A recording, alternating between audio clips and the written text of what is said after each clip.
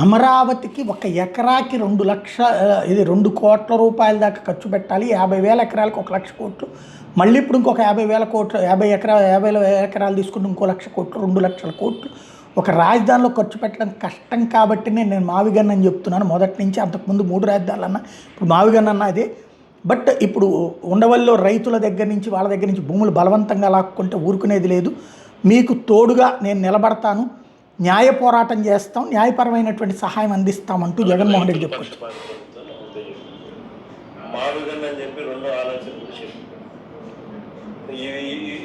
ఈ పద్ధతి ప్రకారం పోతే ఏ రాజధాని రాష్ట్రానికి ఇప్పుడు కాదు, ఇంకో 30 ఏళ్ళ తర్వాత కూడా రాజధాని ఈ రాష్ట్రానికి రాజధాని లేకుండానే ఉంటుంది తప్ప రాజధాని అనేది ఉండదు.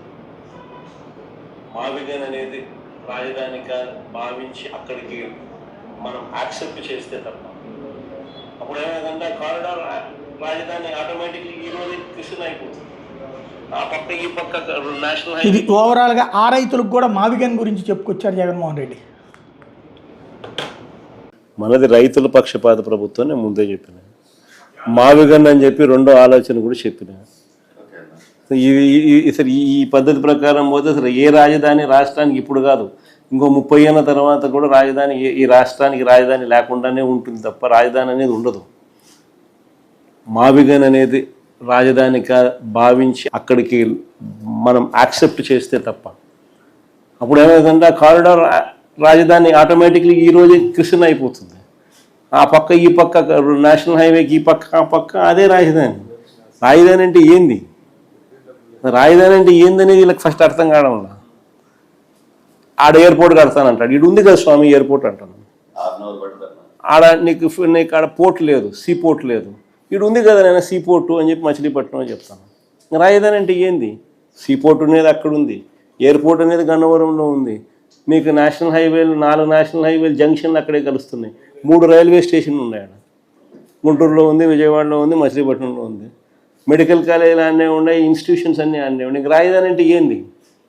ఇవన్నీ నువ్వు మళ్ళీ కడతానంటావు. నువ్వు మళ్ళీ 0 నుంచి స్టార్ట్ చేస్తానంటావు. దానికి మళ్ళీ రోడ్లు లేని చోట రోడ్లు వేయాలంటావు. 20 కోట్లు అయ్యే రోడ్డును 53 కోట్లు అంటున్నావు.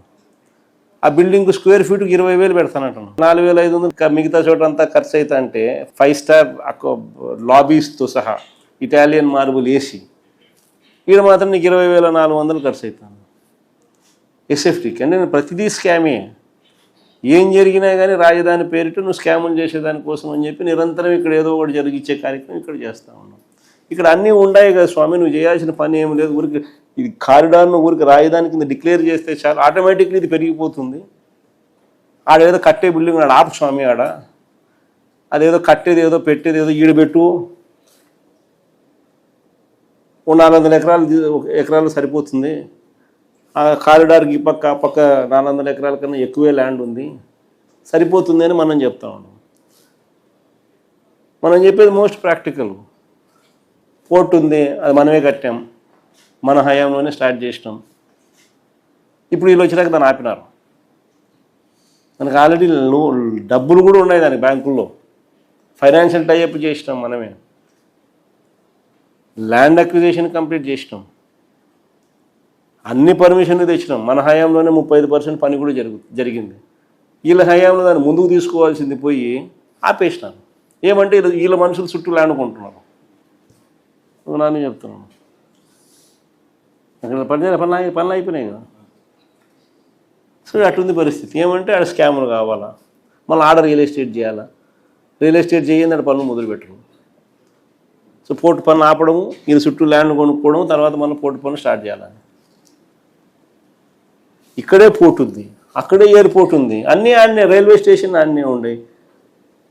నేషనల్ హైవే రోడ్డు బ్రహ్మాండమైన రోడ్డు పోతుంది, 110 కిలోమీటర్లు. ఏం కావాలి నీకు అని మనం చెప్తాను. ఇది ఎక్కదు. ఎందుకు ఎక్కదు? ఇది స్కాములు జరుగుతాడు. ఈ నుంచి మనం నిరంతరం పనులు జరుగుతానే నిరంతరం మనకు వస్తూ ఉంటుంది. దానిల కోసం అని చెప్పి ఇది. కాబట్టి నువ్వు అడిగిన ప్రశ్నకు సమాధానం నేను చెప్తాను కదా. మనం వచ్చిన తర్వాత రైతులకు ఏదైతే కావాలో దాని ప్రకారమే మనం పోతాం తప్ప బలవంతపు భూసేకరణ అనేది చేసే అవకాశమే లేదు. దాని గురించి సమస్య లేదు. మీ కేసులకు సంబంధించి కూడా వైఎస్ఆర్సీపీ తరఫున లీగల్ ఎయిడ్ కూడా సపోర్ట్ చేస్తాం. లీగల్ ఎయిడ్ కూడా మన పార్టీ లీగల్ వింగ్ మనోహర్ అన్న వీళ్ళంతా కూడా పూర్తిగా, సుధాకర్ అన్న, మనోహర్ అన్న అందరూ కూడా పూర్తిగా ఇన్వాల్వ్ అయ్యి మీకు అన్ని రకాలుగా మీ తరపున కేసుల్లో కూడా మీ తరపున కూడా వీళ్ళు వకాల్తా పుచ్చుకొని మీకు సపోర్ట్గా కూడా నిలబడతారు. అంత దూరం కూడా పోయి కూడా నీకు సపోర్ట్ చేసే కార్యక్రమం కూడా చేస్తాం.